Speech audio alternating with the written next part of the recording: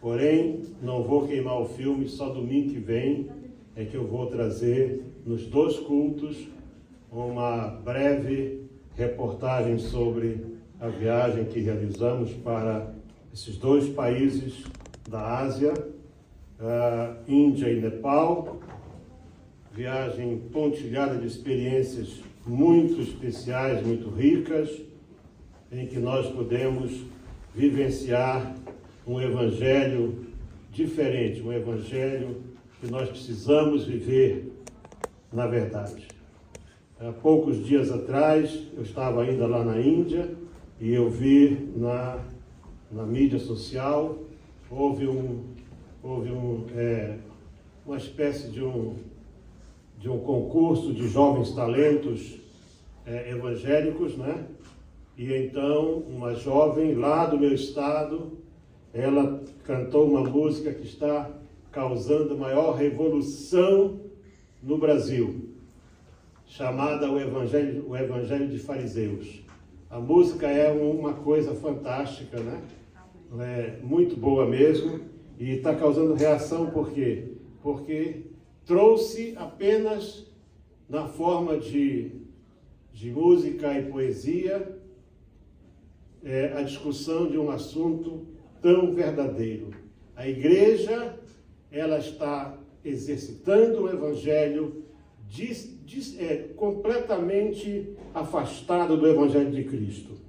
E essa música, o Evangelho dos Fariseus, está causando muito frisson, e até pastores renomados estão aí fazendo comentários, principalmente aqueles pregadores de eventos, né? Estão reclamando muito, porque a música diz assim: fazemos festas para nós mesmos, cultos para nós mesmos, congressos para nós mesmos. Mas aonde eu vi, irmãos, não vou falar mais, só domingo. Abra sua Bíblia, em 1 de Reis 19, 1 de Reis 19, nos versos 1 de Reis, capítulo 19, a partir do verso 8.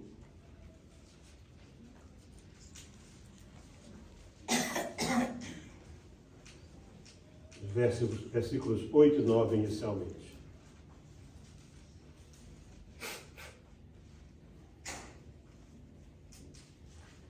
Levantou-se, pois, e comeu e bebeu, e com a força daquela comida, caminhou 40 dias e 40 noites até Horebe, o monte de Deus. E ali entrou numa caverna e passou ali a noite. E eis que a palavra do Senhor veio até ele e lhe disse: que fazes aqui, Elias? Meus amados, esta mensagem ela é parte do tema que eu venho desenvolvendo já há algum tempo, sobre perguntas simples em momentos difíceis, ou perguntas fáceis em momentos difíceis. Começou com a pergunta de Deus para Adão: Adão, Adão, onde estás? Depois passou para Caim, quando perguntou: onde está o teu irmão? E agora ainda outras pelo caminho, mas hoje eu quero falar sobre esse momento tão extraordinário, a vida deste homem de Deus chamado Elias, que eu creio que é interessante para nós podermos estudar nessa manhã, meditar. Pense bem na figura do homem chamado Elias. Ele a Bíblia o classifica como Elias o Tisbita. Tisbita era uma pequena aldeia de Israel, Reino do Norte. Bem, esse é um modo simpático na palavra de Deus de se dizer um caipira, um saloio. Elias, o saloio, o caipira, o homem do mato, o homem sem instrução, o homem sem letras.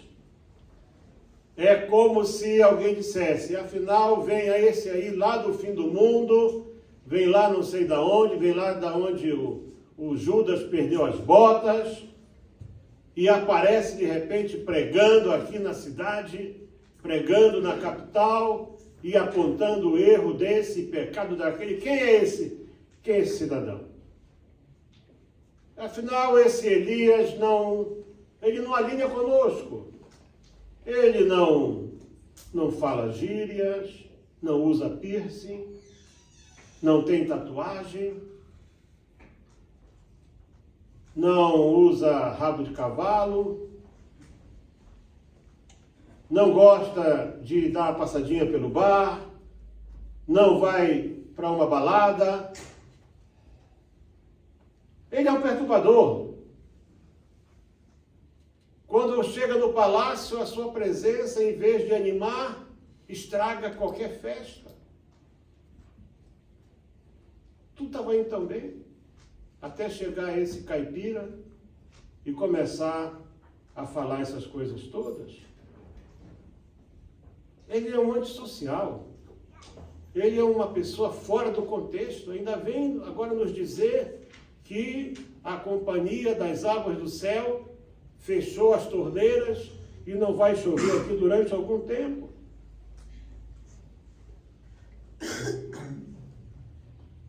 Não seria melhor se ele fosse amigo da nossa rainha Jezabel e elogiasse as maquiagens dela? Não seria melhor se ele tomasse o chazinho da tarde com os sacerdotes de Baal?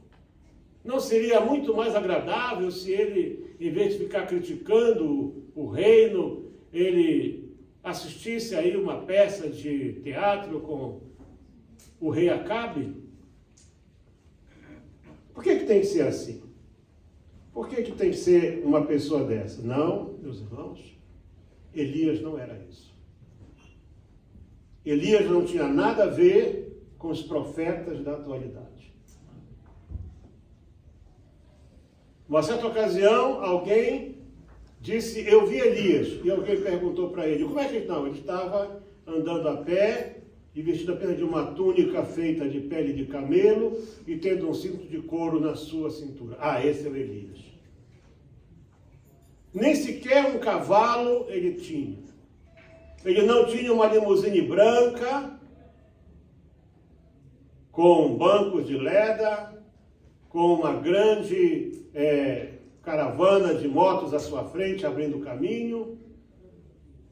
Não tinha letreiros com seu nome, dizendo, aqui está o grande homem de Deus, Elias. Não. Elias não vivia, não apoiava, ele não andava na linha do sistema político e religioso da sua época. Ele não era, embora não houvesse ainda esse partido em Israel, só sabemos que foi no tempo de Jesus, ele não era adepto desse hoje tão falado evangelho de fariseus. Elias foi, na verdade, um profeta de Deus. Ele foi um profeta, meus amados irmãos, que portanto, ele pregou a palavra do Senhor para o povo de Israel. Durante bastante tempo, o povo de Israel, reino do norte, naturalmente. Ele peregrinou, porque o reino do norte era um reino caído e fracassado. E Deus, na sua misericórdia, levantou aquele profeta. Coisas extraordinárias aconteceram no seu ministério. Milagres fantásticos. E Elias foi se desgastando ao longo do tempo. Ele, de uma só vez, enfrentou 850 homens. 450 profetas de Baal e 400 de Azera. E os desafiou para que eles mostrassem quem era o maior Deus. Se Baal ou se o Senhor. E depois de toda uma manhã em que estiveram ali se cortando, tudo isso está no capítulo 19 de 1 de Reis, você pode ler em casa, estiveram ali até gritando e chorando e depois começaram a lancetar o seu corpo para mostrar sacrifício e nada acontecia. Elias só fez uma única oração de Senhor, para que saibam que tu és Deus e que eu sou teu servo. Manda fogo, Senhor. E diz que ele não acabou de orar e o fogo veio sobre o altar e queimou o holocausto, queimou a lenha e até ainda uma parte da água que estava à volta do altar. Mas é natural que com o passar do tempo as pessoas sofram desgastes em todas as áreas da vida. A dona de casa, ela fica desgastada do mesmo coisa, levantar cedo, cuidar de filhos, da casa, marido, café da manhã, almoço, isso e aquilo, atura isso, atura aquilo, tem que aconselhar, tem que fazer. E quando ela trabalha fora, ainda ela tem praticamente 2 expedientes, né? Cansa. O dono da casa, o marido cansa, todo dia sai de casa para trabalhar, volta para casa, às vezes à tarde, e às vezes tem que viajar, e ano após ano, e o filho faz assim, o filho faz aquilo, a filha, enfim, ele também se desgasta. Os governantes se desgastam, pastores se desgastam, todos podem sofrer com o tempo esse desgaste. E aqui nesse episódio, que trata de fadiga ministerial,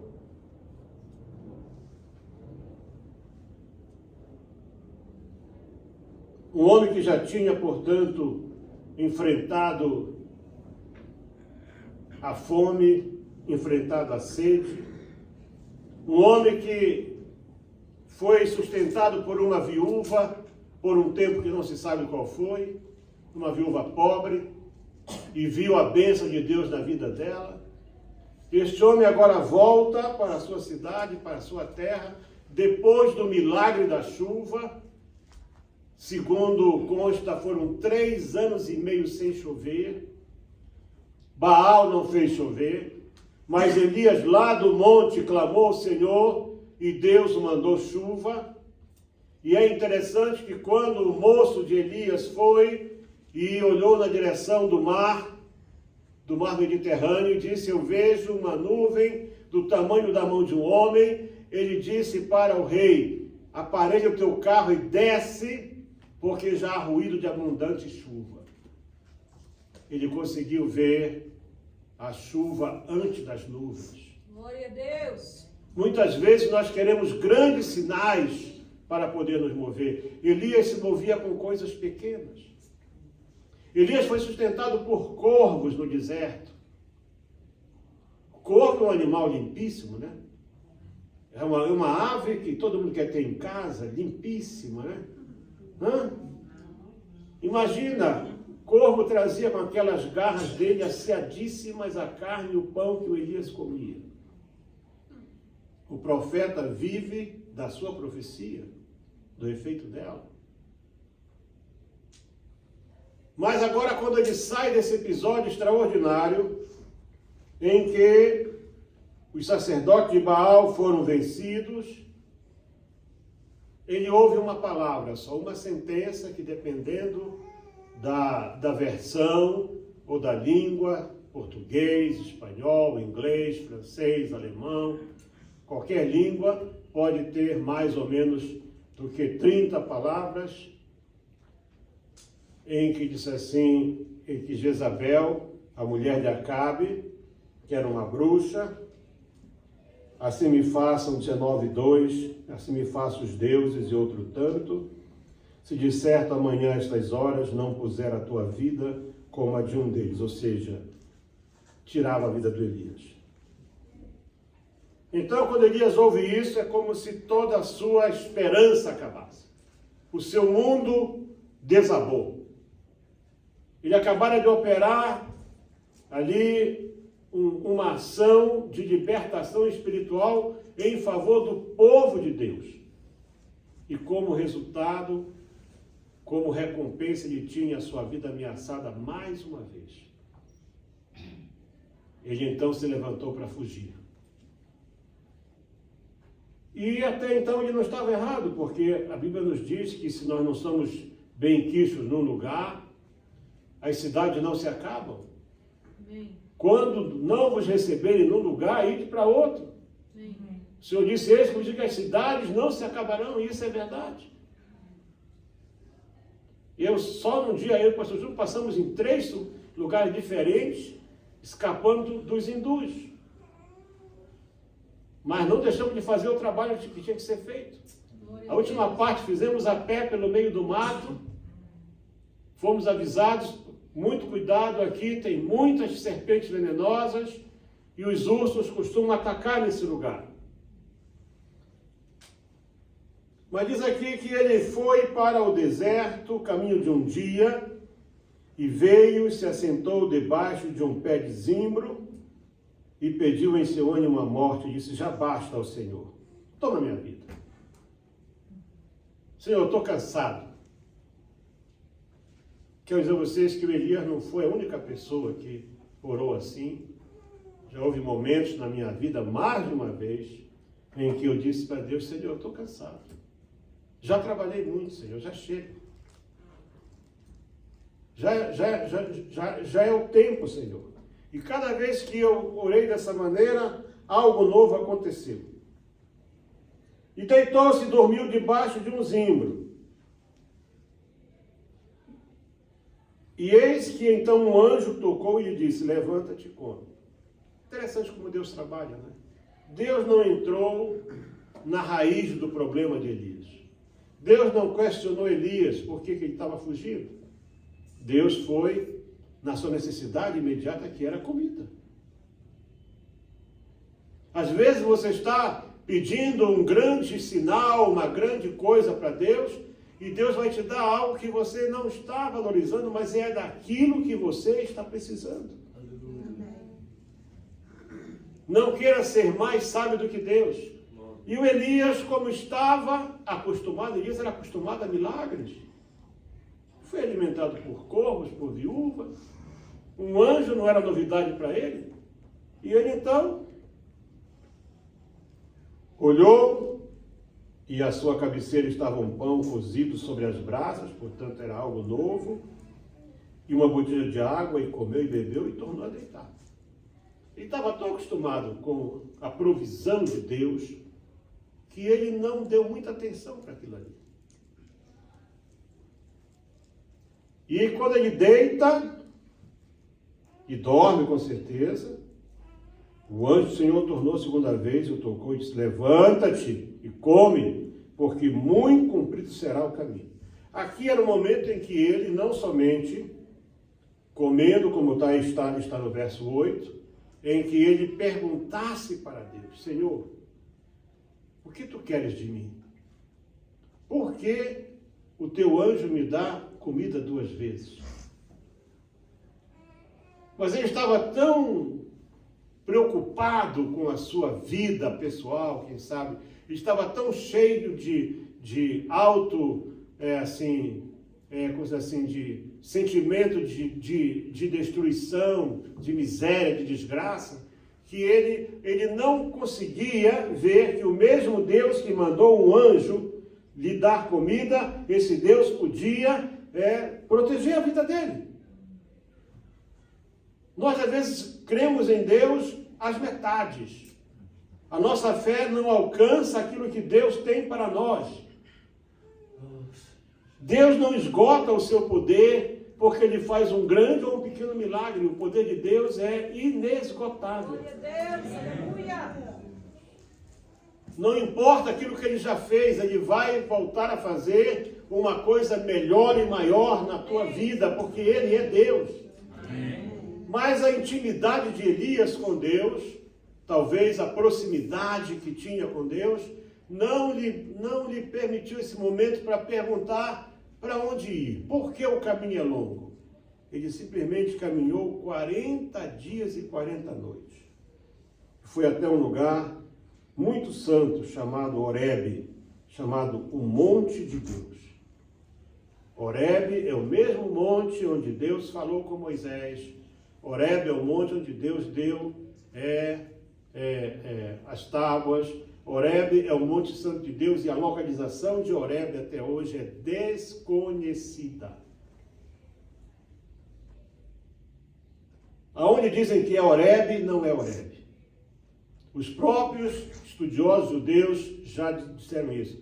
Ninguém consegue definir, ninguém consegue explicar, ninguém consegue localizar onde é Horebe. Horebe é o monte, mas ele foi para lá. E quando ele chegou em Horebe, lá no monte, ele teve que subir 40 dias e 40 noites sem parar. Nós estamos falando, portanto, de uma caminhada, um homem natural, 24 horas por dia, caminhando pouco, vamos dizer que ele caminhasse a média de 3, 4 quilômetros por hora, à base de uns 80 quilômetros, mais ou menos. Ele deve ter viajado uns 1.200 quilômetros, por aí assim. Uma longa distância. Uns dizem 1.600, outros dizem 800. O certo é que ele chegou em Horebe e ele entrou para uma caverna. Ele entrou para o único lugar onde ele não deveria ter entrado. Agora preste atenção para isso. Ouça bem. Muitas vezes, nas lutas, nas provas, nos desgastes, a nossa fé vai a um nível tão baixo que nós escolhemos uma caverna para entrar nela. Essa caverna pode ser um business, essa caverna pode ser uma ferramenta, essa caverna pode ser uma profissão, essa caverna pode ser uma máquina, essa caverna pode ser qualquer coisa. Eu vou para ali, eu vou me esconder para ali. Eu ouvi uma vez um pastor dizer isso. Eu vou para tal lugar e vou ficar lá sozinho. Agora é o inverno, não vou levar aquecedor, não vou levar comida. Eu falei, tu vais morrer. Te despede da família logo, vai para lá porque você não volta. Como? Não, claro, você vai para um lugar, no tempo do frio, não leva comida, não leva nada, você vai morrer.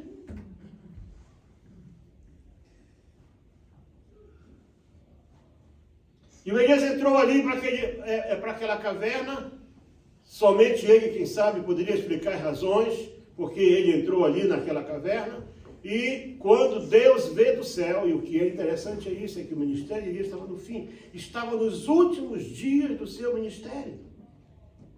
Deus só tinha mais 2 ou 3 tarefas para ele cumprir, tão somente. E Elias entra para aquela caverna e quando Deus vê isso, soou um alarme no céu. O servo do Senhor está numa caverna. Caverna não é lugar para nós. Caverna é lugar de escuridão. Nós somos servos da luz. Amém. Nós não fomos chamados para nos meter em caverna, para nos esconder em cavernas. E ali Deus então aparece para ele. E Deus diz para ele assim, o que fazes aqui, Elias? Elias ouviu a voz de Deus. Interessante, quando você entra para um lugar escuro, qualquer fresta que tenha, você vai ver a luz do lado de fora. Sempre você vai conseguir ver luz do lado de fora. Né? E isso chamou a atenção de Elias. E então disse, eu tenho sido muito zeloso pelo Senhor. Ele começa, portanto, aqui uma ladainha, né? Ele começa aqui a mostrar como ele era bonzinho e como Deus não conseguia, portanto, cuidar bem dele. Sou muito zeloso. Os teus filhos, eles deixaram o teu concerto, derribaram os teus altares, mataram os teus profetas, e eu fiquei só. E agora busco a minha vida para me tirarem. E a ordem de Deus para ele foi, sai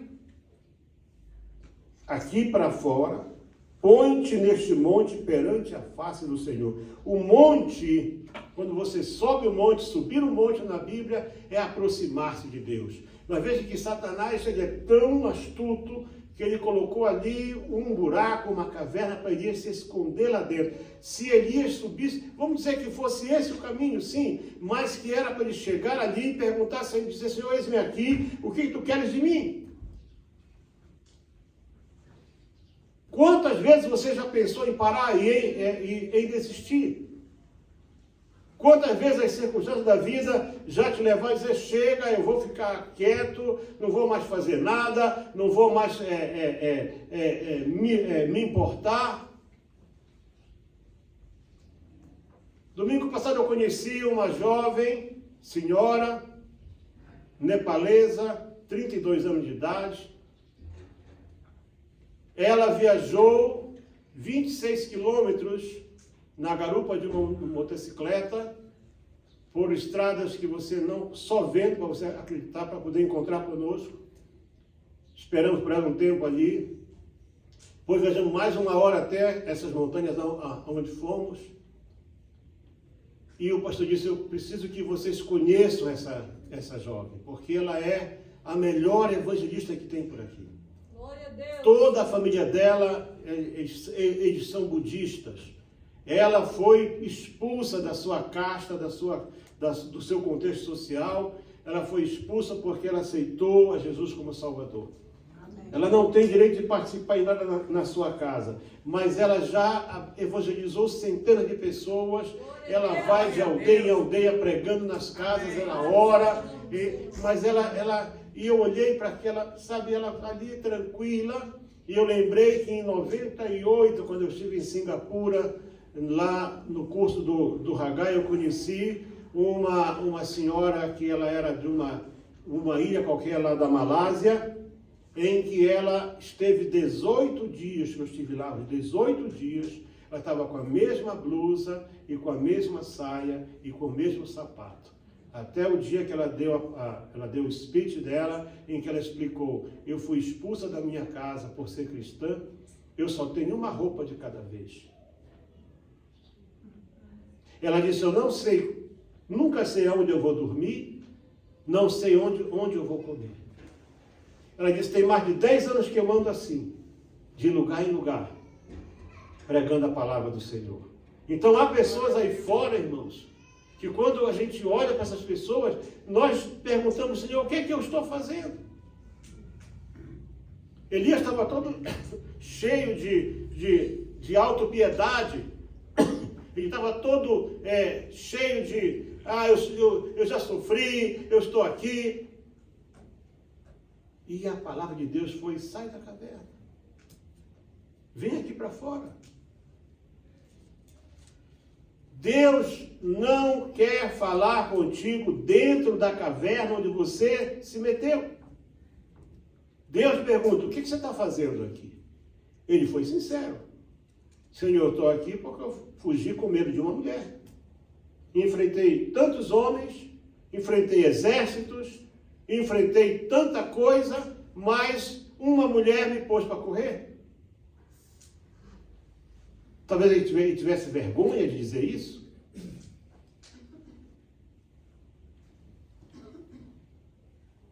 Quer dizer, a fé do Elias era só que Deus podia mandar fogo do céu e queimar o sacrifício?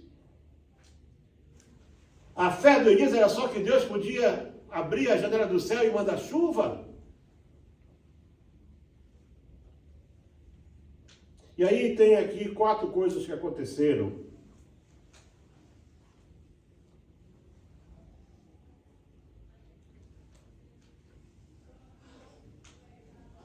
Porque foram 4 situações, foi vento, terremoto, fogo e uma brisa.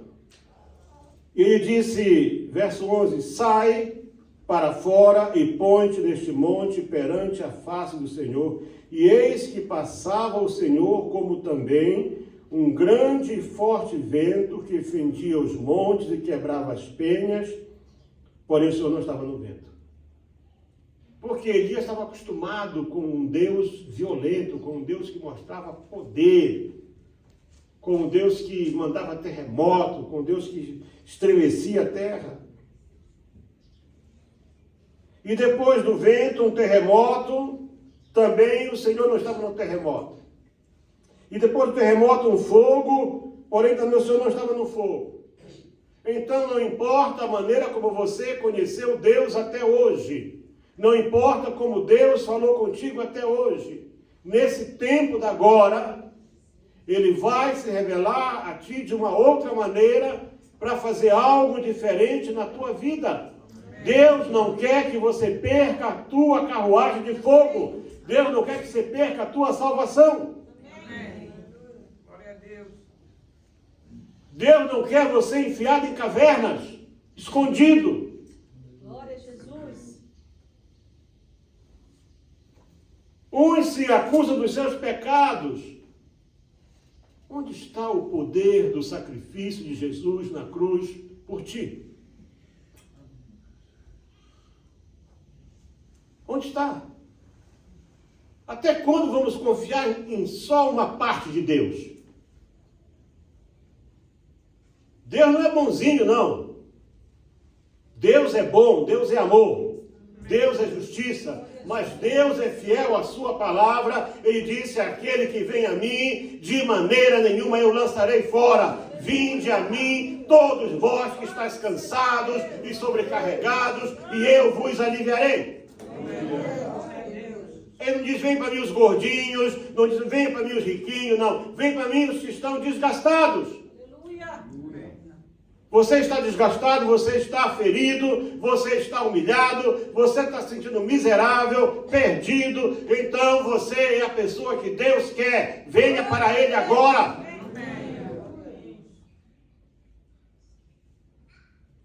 Depois das três coisas que Elias conhecia, que era vento, terremoto, fogo, veio uma brisa. Mas o segredo aqui não está na brisa, não. O segredo está em você conseguir identificar onde Deus está na tua vida. E quando vem a brisa, diz que mais uma vez sucedeu que, ouvindo Elias a brisa, envolveu o seu rosto. Agora sim. Agora ele se cobriu, porque ele sabia que era Deus. Ele pôde identificar Deus naquela brisa. Glória a Jesus. Não aquele Deus que ele conhecia de coisas extraordinárias, de mexer com a natureza. E mais uma vez aquela voz suave que dizia: o que fazes aqui, Elias? O que você está fazendo aqui? Meu amigo, o que você faz aqui? Por que você está enfiado nessa caverna? O que eu te fiz para você fugir assim? E ele repete a mesma coisa de antes. Ele estava tão assim ainda desgastado que ele... Mas eu fiz assim, deixaram o teu conserto, teus filhos derribaram os teus altares, queimaram os profetas, agora querem me matar. E eu vejo aqui mais uma vez como Deus é especial, né? Deus não chamou a atenção dele. Deus não disse assim: e quem foi que sustentou você lá, usando corvos, ou aquela viúva? Mandei o meu anjo cozinhar para ti. Não. Deus dá a ele uma ordem: vai e volta pelo teu caminho. Sinal que o caminho que ele andou não era o caminho que Deus queria que ele andasse. Quantas vezes você já imaginou algo, você planejou, vai dar tudo certo, não tem maneira de dar errado, e você vai ali e nada dá certo, você não consegue avançar um palmo, uma polegada na tua vida. Não dá errado, mas também não consegue nada. Sabe o que é? Que esse é o teu caminho, não é o caminho que Deus quer para ti. E a palavra foi: vai, volta pelo teu caminho. Eu não te mandei fugir, eu não mandei o meu anjo preparar para ti comida para você vir se esconder em caverna.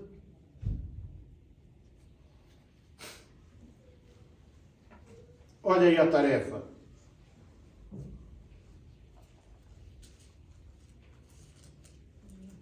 Vai para o deserto de Damasco. Portanto, ele estava bem longe. Ele estava bem longe, irmãos. E unge Hazael rei sobre a Síria. Depois vem para Israel. Uma viagem aí de uns 800 quilômetros, mais ou menos. E unge Jeú, rei de Israel. No caminho tu vai passar lá por Abel-Meolá, pela casa de Safate, e o Eliseu está lá arando a terra, joga o teu manto sobre ele. Ao mesmo tempo, tu vais separar 2 reis e um profeta. Mas para você não pensar que você está sozinho, lá em Israel tem 7.000 joelhos. Tanto pode ser 7.000 pessoas, como pode ser 3.500 pessoas, porque cada pessoa tem 2 joelhos. Não sei se os judeus se acostumavam a orar com um joelho só, eu acho que era com os 2. Né? Se a pessoa ajoelha com os 2 joelhos, 7 joelhos, são 3.500 pessoas. Pessoas que não são profetas, Elias. Pessoas que eu não falo com elas. Pessoas que não têm nenhuma casta especial. 7.000 joelhos que jamais se dobraram para adorar Baal. Você não está sozinho. Amém. Você não está sozinho. Deus não deixou de ter adoradores. Você não está sozinho. Aleluia. E agora Elias teve que voltar pelo caminho dele. Ungiu Azael, vendo que Azael ia fazer miséria em Israel. Ungiu Jeú, que fez uma revolução tremenda em Israel, mas depois se desviou. E ungiu Eliseu. E quando ele unge o Eliseu, que foi o último da lista, o Eliseu então se desfaz daquela junta de bois, e o Eliseu começa a seguir o Elias. E foi exatamente aí, por causa dele ter ungido Eliseu, que ele não perdeu a carruagem de fogo. Presta atenção. Por mais cansado que você esteja, por mais difícil que pareça a vida, por mais complicada que a situação se mostre, vais fazer exatamente o que Deus mandou. Amém. Azael era o inimigo? Era. Os sírios sempre foram inimigos de Israel. Vai ungir o Azael. Depois vai ungir o Jeú. Depois vai ungir o Eliseu. Profeta em teu lugar. Quando você fizer isso, Elias, eu tenho algo para ti.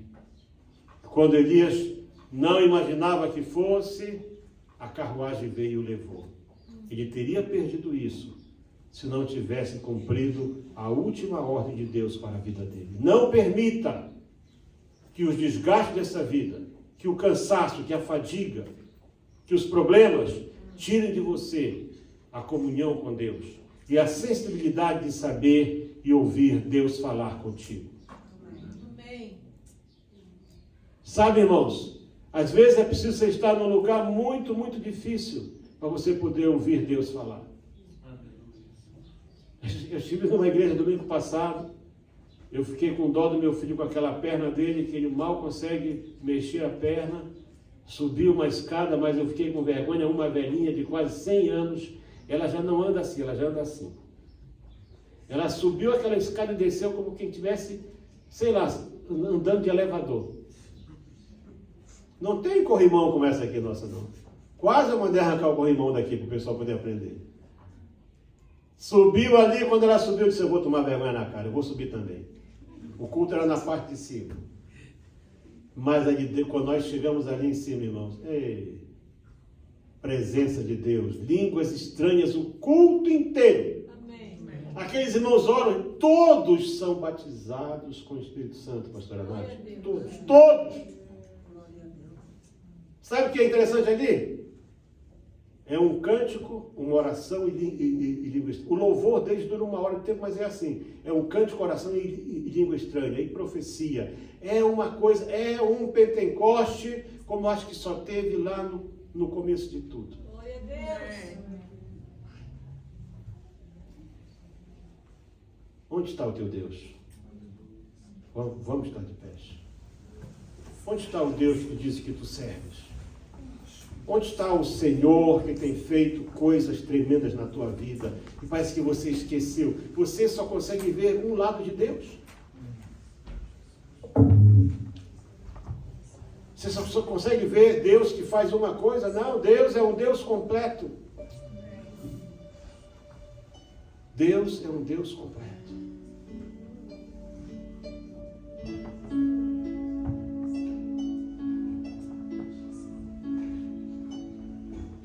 Aqui, quando a gente viaja, A gente planeja o carro, né, certinho, a mercadoria que vai, a bagagem, as pessoas. Lá não, se prepare para uma coisa. Aquele povo sabe sentar. Um lugar, você sabe que banco, o terceiro banco dos carros só entra 2 pessoas, né? Aqui, lá são 4. Bem, mas já é adulto, não é criança não. E o Juninho Paz, meu filho, fica quieto. Ora a Deus para não meter ele mais longe do nosso lado, que vai entrar. E para e mete bagagem em cima e amarra daqui e amarra dali.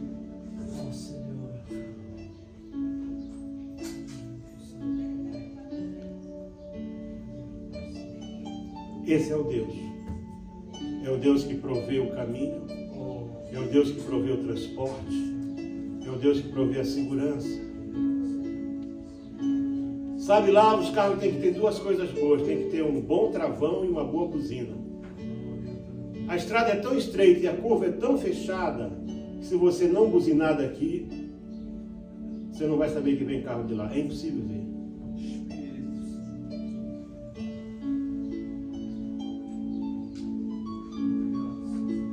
Mas não dá vontade de vir embora, não. Não dá vontade. Porque é um evangelho que nós estamos precisando, um evangelho do dia a dia com Deus. Glória a Deus. É disso que nós estamos precisando, irmãos. Não é só de milagres, não. Não sabe qual grande milagre? Você está respirando. Você está Aleluia. andando. Você está falando. Você está bem vestido. Você tem um lugar para onde ir agora.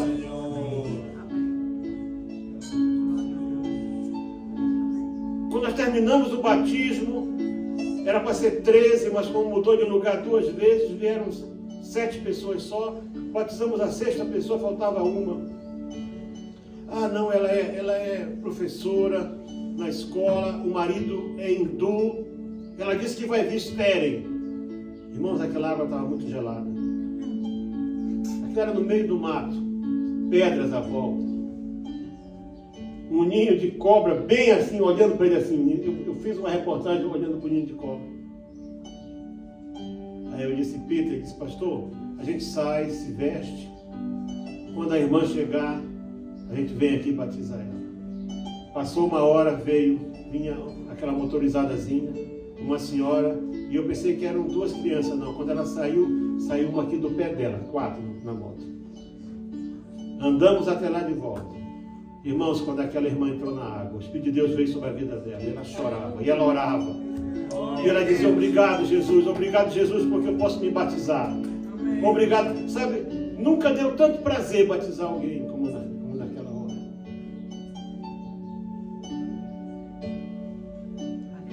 É isso que nós estamos precisando, sentir Deus assim. Põe a sua mão no seu coração e agradeça a Deus, não peça nada. Agradeça a Deus por aquilo que Ele é. Para que Ele não tenha que perguntar, o que fazes aqui? O que fazes aqui? Fora do lugar que eu quero você.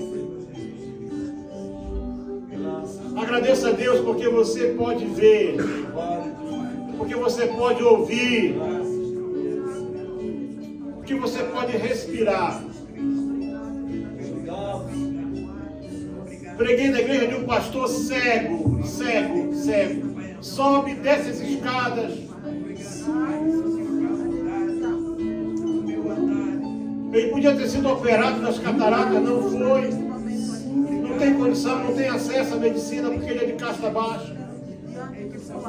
Mas aquele homem, quando pega no pandeiro para cantar e para orar, o céu se move.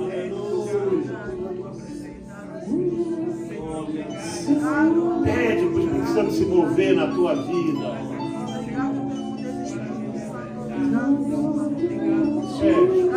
Pede. E agradece. Obrigado, Pai Santo, em nome de Jesus Cristo.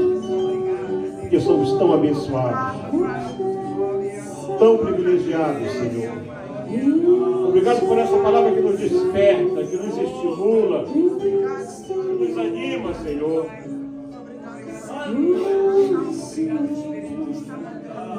ela refletir um pouco mais sobre a nossa vida, o nosso relacionamento contigo, aquilo que temos sido e aquilo que podemos ser. Senhor, perdoa pelas nossas fraquezas, pela nossa inconstância, a nossa falta de fé. Senhor, derrama sobre nós o Teu Espírito e nos faz sentir a Tua presença a cada momento. Obrigado, Senhor, por tudo, em nome de Jesus Cristo. Amém. Sente-se por um momento, faça uma oração silenciosa, se derrame da bênção de Deus, porque Ele merece honra, louvor e adoração. Cristo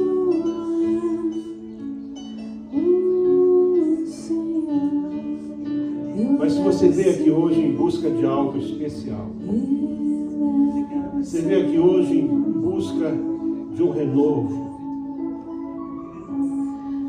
de um fortalecimento, venha se ajoelhar aqui diante do Senhor.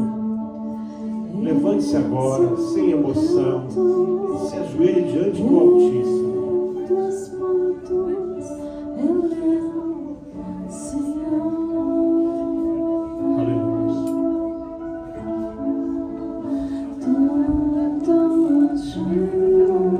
Se dobrará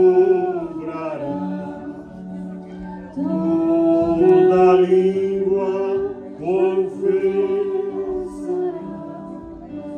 que Jesus Cristo é o Senhor. Aleluia. Ele é o Senhor. Ele é o Senhor. Ele é o Senhor,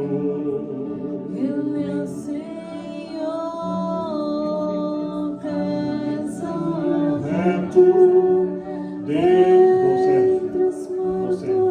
Ele é o Senhor.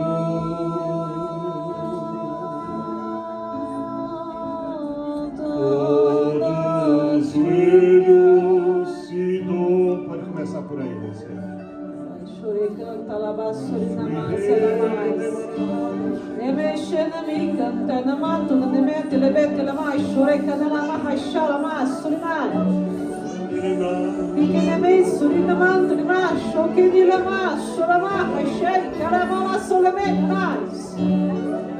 Remacho, kirinimi, caramassuri, namalato, lamai. Remacho, canamai, shalalemet, lemet, lamacho, iri, namai.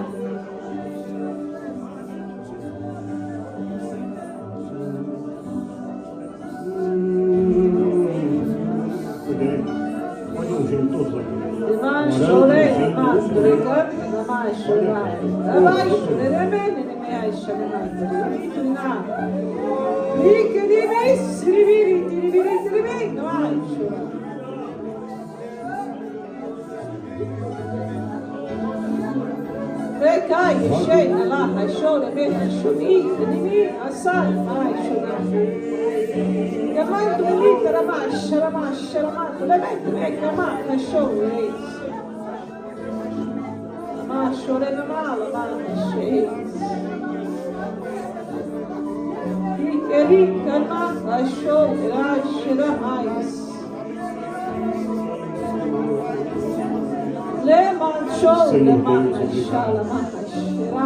Pelo derramar do Teu Espírito, por esse momento de reverência, de contrição, de amáveis afetos, Senhor. Ó Deus, em que podemos sentir as entranhas do Espírito em nós. Obrigado, meu Pai, pelo Teu cuidado, pela Tua bênção, Senhor, que está vindo sobre cada vida.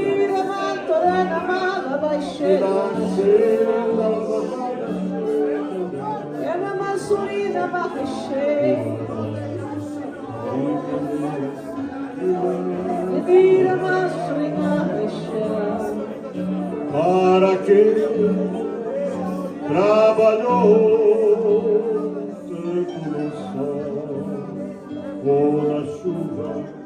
Só segura a cadeira, segura a cadeira. Segura a cadeira.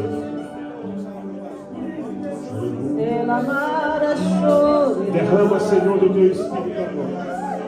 Renova os dons de língua. Renova o dom de profecia.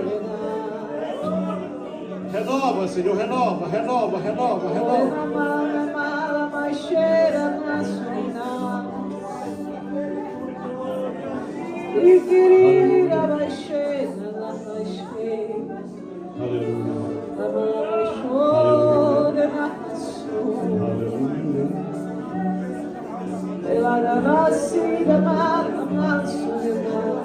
Tu és fiel, Senhor.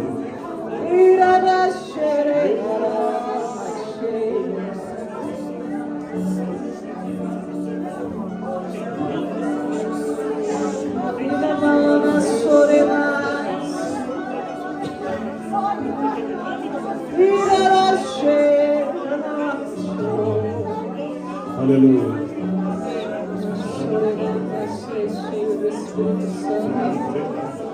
Recebe o Espírito Santo na tua vida. Seja cheio do Espírito Santo na tua vida. Obrigado, Senhor. Esgola tudo das vidas da tua vida.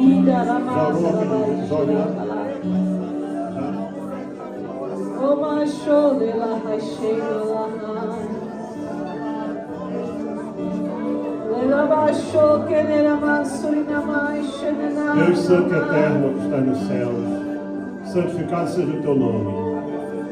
Obrigado, Pai, por tua presença tão santa, tão linda, tão maravilhosa. Senhor, não somos dignos disso, não somos, mas tu és Deus. Agora, Pai, eu te peço, Senhor, levanta com este povo, fortalece, anima, renova, desperta cada vez mais, desperta, Senhor, cada um, em nome de Jesus Cristo, em nome de Jesus Cristo, em nome de Jesus Cristo, em nome de Jesus Cristo, em nome de Jesus Cristo, amém. Enquanto você se levanta, quero avisar mais uma vez que no dia 10 de março, segundo domingo de março, vamos ter um grande culto, um único culto só. Não vamos fazer dois, será só um culto, vamos só informar depois o horário. Um grande culto de adoração e consagração de obreiros. Amém. Temos aqui a consagração de um casal de pastores, um casal de evangelistas, 2 casais de presbíteros da igreja. Então vai ser uma grande festa aqui na igreja no dia 10, no segundo domingo de março.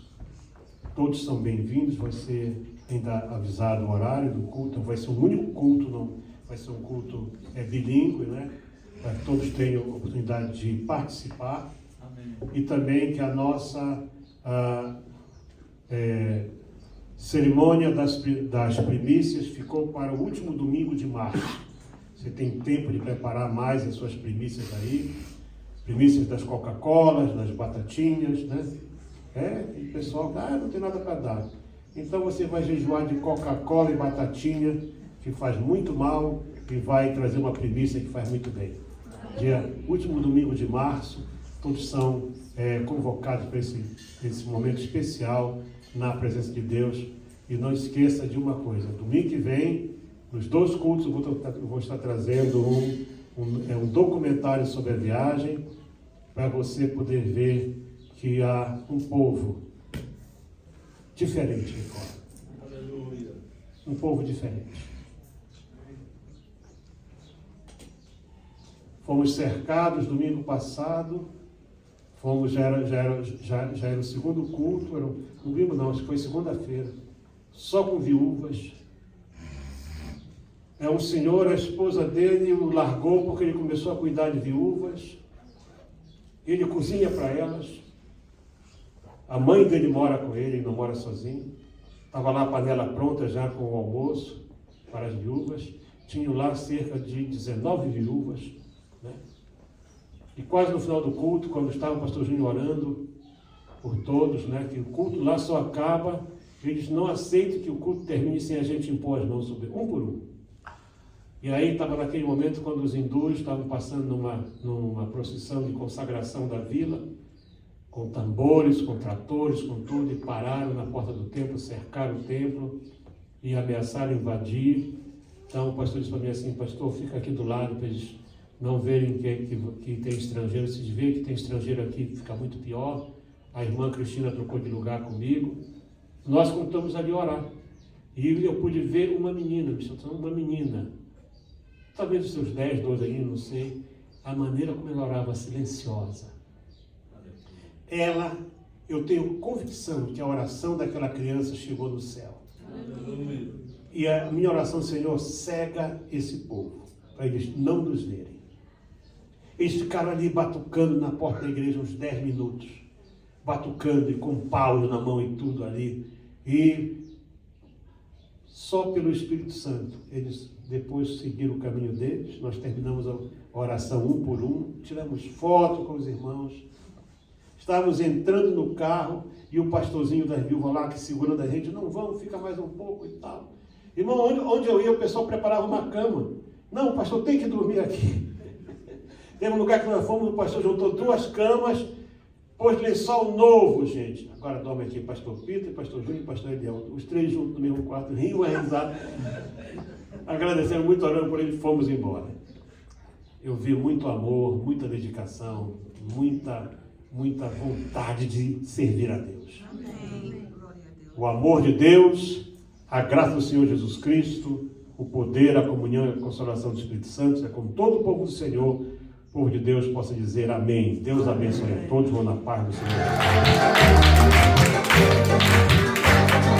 A paz do Senhor Jesus seja com todos. Eu me dirijo a você, companheiro, pastor de igreja, pastor que dirige o setor de missões, presbíteros, diáconos, evangelistas, as irmãs do círculo de oração, você, minha irmã, que você faz a cantina da igreja e investe aqui na obra missionária. Enfim, são tantos que eu ficaria muito tempo aqui para citar nomes. Dos mais distantes rincões, desde o extremo norte do Brasil, passando pelo sul do Maranhão, passando pelo centro-oeste do Brasil, passando, enfim, até chegar ao sul, ao extremo sul. Homens e mulheres que tiveram o seu coração e a sua vida despertados para apoiar missões. Eu sei de pessoas que são operários, que são costureiras, que são cozinheiros, que fazem entregas, pedreiros, motoristas. Todos vocês são as pessoas que ajudam a manter essa obra viva. E você, companheiro pastor, que tem passado a tua visão para a igreja. Tudo que você vai ver é parte desse grande desafio. Aqui na Ásia, onde estamos, não posso declarar as cidades por razão de segurança, porque se o governo vier a saber onde esses homens estão, eles correm risco de vida. Também na África do Sul, no Malawi, Angola, Moçambique, nós estamos trabalhando, plantando igrejas, sustentando obreiros, fazendo tudo o que podemos para que a obra de Deus permaneça viva, construindo templos, construindo casas pastorais, dando, enfim, criando todas as condições. Nesta viagem que eu estou fazendo agora, nós vimos um pastor que a casa dele é a coisa mais miserável possível. Já separei o recurso para construir a casa dele. Estamos terminando de construir a casa de um pastor lá no Malawi também. A obra missionária, irmãos, não é só abrir a Bíblia e pregar o Evangelho. Nós precisamos mostrar o amor de Deus. Não se mostra o amor de Deus com palavras, mas sim com ações. Pense sobre isso. Deus abençoe a tua vida. Meus irmãos, esse aqui é o pastor Enos. Ele não parece, mas ele é cego. No entanto, eu ouvi agora que ele é um grande pregador e ele está à frente de uma igreja, e esta aqui é a esposa dele. Quem sabe você que tem 2 olhos bons, 2 mãos boas, pode adotar este homem aqui. Se você disser, pastor Eliel, eu vou adotar, é mais um que a gente vai poder cuidar aqui para que o nome de Deus seja mais ainda glorificado. Deus abençoe. Se não fosse Deus, eu não estaria.